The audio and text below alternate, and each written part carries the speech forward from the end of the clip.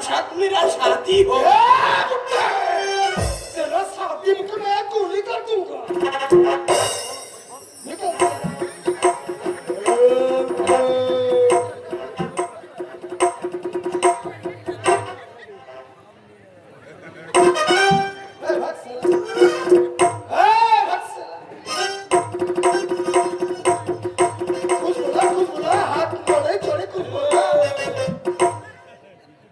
तुमको कब मिल जाए तो नहीं छोड़ूंगा। मेरे को मैं तो आराम से मेरे को तुमको जेल बुझाऊंगा। मेरे को जेल बुझाऊंगा। मेरे को फांसी पर चढ़ाऊंगा। मेरे को नहीं छोड़ूंगा।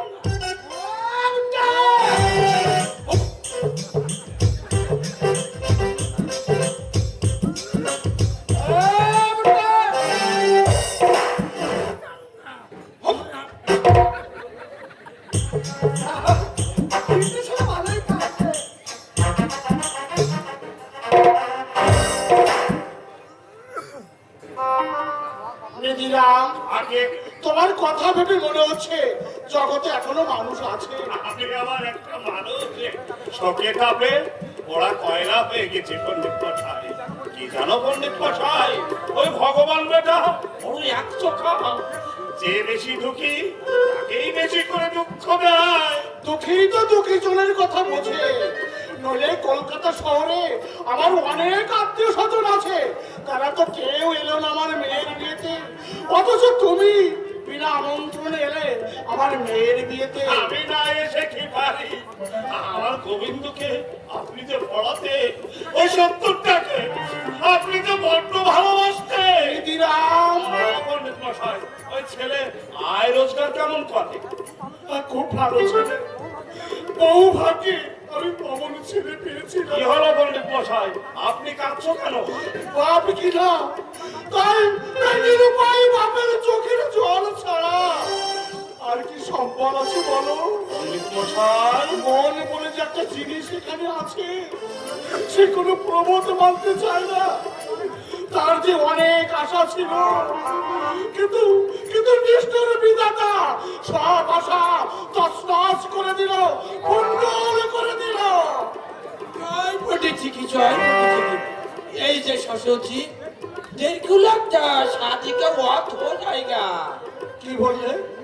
আমার আমার মীরার বলির সময় হয়ে গেছে। বলি সময় শত্রুতায় মেতেছে আমার সঙ্গে। শুভস্য শীঘ্র, দেরি হলে যদি শাদি করবার হয়ে যায় জলদি জলদি করিয়ে দিয়ে। ভাবি, এই তুমি কার সাথে কথা বলছো? আমার এক পা জমির দক্ষিণ দুয়ারে দিয়ে ফোটা চন্দন পরে বিকৃত সংসেজে এসেছ, তা কার কচি মেয়ের মাথাটা খাওয়ার জন্য ওই শ্মশান থেকে উঠিয়ে রাখা বেটা। আচ্ছা বুঝা আমি বড় কচি থেকে ধোকা মাত বলো। আমি দুলহা মানে নীলার পর আছে, নীলার সাথে আজ আমার শাদি হবে। ও শাদি হবে। পণ্ডিত মশাই, এই ভাগাড়ের বড়রা বলছে কি? কেমন ও ঠিক কথাই বলেছে। বলছে বলছে আমার মীরার বর। এই বর কেন পছন্দ নেই? না না না না, তাহলে আর এই শাড়ি খারাপ দিচ্ছে না, আমি ফিরিয়ে নিয়ে যাচ্ছি। নিদিরাম, পণ্ডিত মশাই, বহু আশা করি যে শাড়ি আমি এনেছিলাম আনন্দের হাতে খুশির পাল তুলতে, সেই শাড়ি একটা কচি মেয়ের বলির রক্তে রাঙাতে আমি পারবো না পণ্ডিত মশাই, আমি পারবো না পণ্ডিত মশাই, আমি পারবো না। आप जीतने गलो जी, आप जल्दी जल्दी आइए, शादी का वक्त हो जाएगा, जल्दी जल्दी आइए छोटू जी, जल्दी जल्दी आइए। হে জগদীশ্বর, আমি আমি সন্তানের বাপ নই, আমি আমি একটা বিবেকহীন কসাই। কসাইয়ের প্রাণে বুঝি মায়া মমতা আছে, কিন্তু আমার মনে তাও নেই। না না, আমি এখানে থাকবো না, চলে যাবো, চলে যাবো। দু চোখে যেদিকে যাই আমি সেই দিকে চলে যাবো।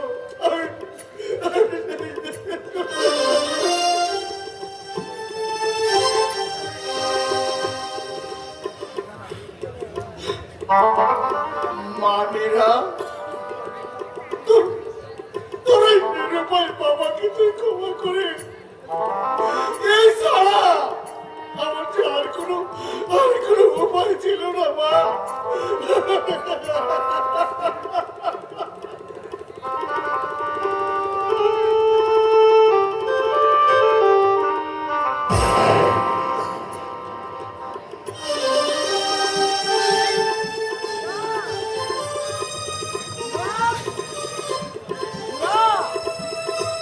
মীরা,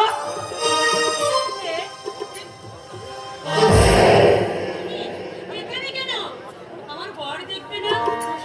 দেখবে, এসো। আমার কিন্তু আজ খুব আনন্দ। বিয়ের দিন কার না আনন্দ হয় বলো?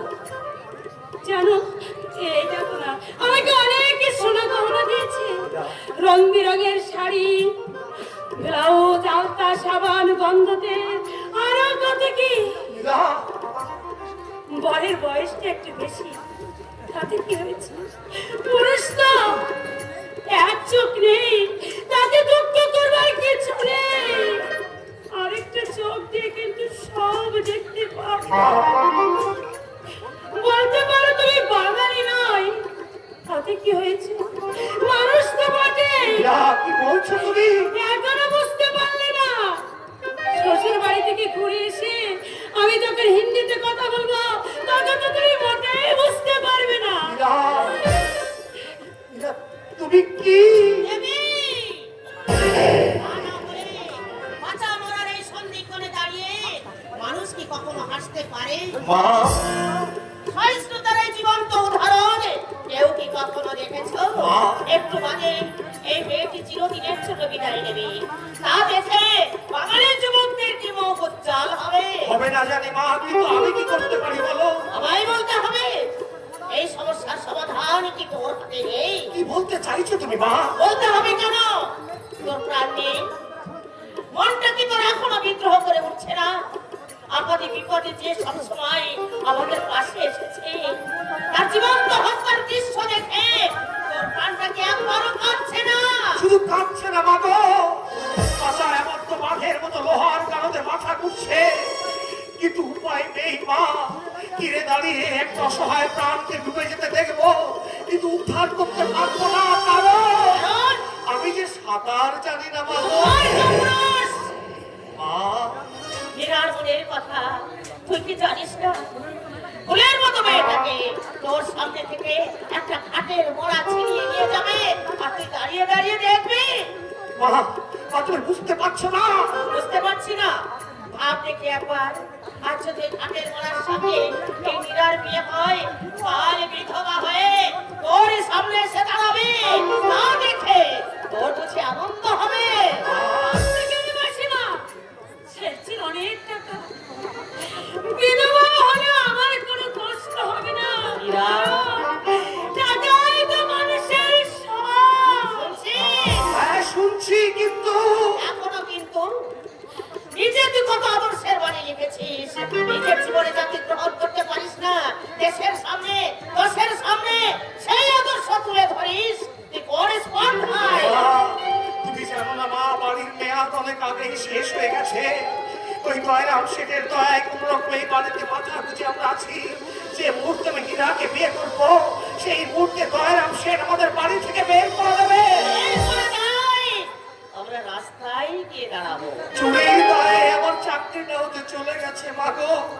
আর একটা জীবনের ভার নিয়ে আমি চালাবো কেমন করে? আমরা যদি না খেয়ে থাকি, এরাও আমাদের সঙ্গে না খেয়ে থাকবে। মা, হ্যাঁ, আমি মা, তাই তো পারি না মা হয়ে সন্তানের অমঙ্গল দেখতে। তোর মতো এরাও যে আমার আরেকটি সন্তান।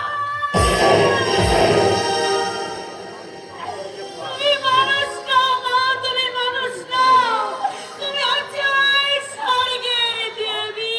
আরে দুলন, ইয়ে খাড়া কেউ নেই। শাদি কখন হবে? শাদি এখনই হবে। ওই এখন হবে? তবে তোমার সাথে নয়, আমার ছেলে কৌশিকের সাথে। মতলব তোমার মতো একটা খাটের মারার হাতে একটা কচি মেয়েকে আমরা তুলে দেবো না। দেখো, শাদি নষ্ট করবার চেষ্টা করলে তোমাদের কিন্তু আমি ছাড়বে নাই। কি করবে? বর্ষণ নিকাল দেবো। মা, ঘরের প্রয়োজনীয় জিনিসপত্র সব বের করে ফেলো। আর ওই কাঠের বাক্সের মধ্যে আমার পাণ্ডুলিপিগুলো আছে, ওগুলো কারো হাতে আমার কাছে পৌঁছে দাও। তুই আমার সঙ্গে চল মা। নেই নেই দিলে আমার সাথে হবে না, ভাবিস নে মা, ভাবিস নে। যাদের কেউ নেই তাদের ভগবান আছে। কৌশিক, মা। বিয়ে কিন্তু এই লগ্নেই হবে। আমার সাথে আমার এই নিরাই যাবে এই নিরাই এই क्या दिखेगा निराई ये क्या निरा अच्छा तुम कौन हो मेरी शादी पर बच्चन डाला আমি তৈরি করেছে তোমার নসিব। नहीं तुम ভোর সামনে কথা বলো শেষে। এতদিন তোমার অনেক অত্যাচার আমি নীরবে সহ্য করেছি, আর কিন্তু সহ্য করবো না। बहुत बहादुर मालूम होता বাহাদুর না হলে তোমার মতো শয়তানকে সাহায্য করবার ক্ষমতা আমার আছে। ससुर जी क्या बात मेरा भी शैतान বেরিয়ে যাও। नहीं এই মুহূর্তে বাড়ি থেকে বেরিয়ে যাও। नहीं जाऊंगा मेरी शादी करूंगा তোমার মতো পুরো শয়তানের সঙ্গে নীরার শাদী হবে না। ये क्या बात अरे ससुर जी अरे क्या तुम अरे ये बात सुनिए ये बात तो कौशिक बाबू के ढुकिए अरे क्या बात आपकी कोई अच्छा कौशिक बाबू के ढुकिए कौशिक बाबू शादी कर बाद तो खारा हो जाएगा अरे नहीं जाऊंगा मेरी शादी करूंगा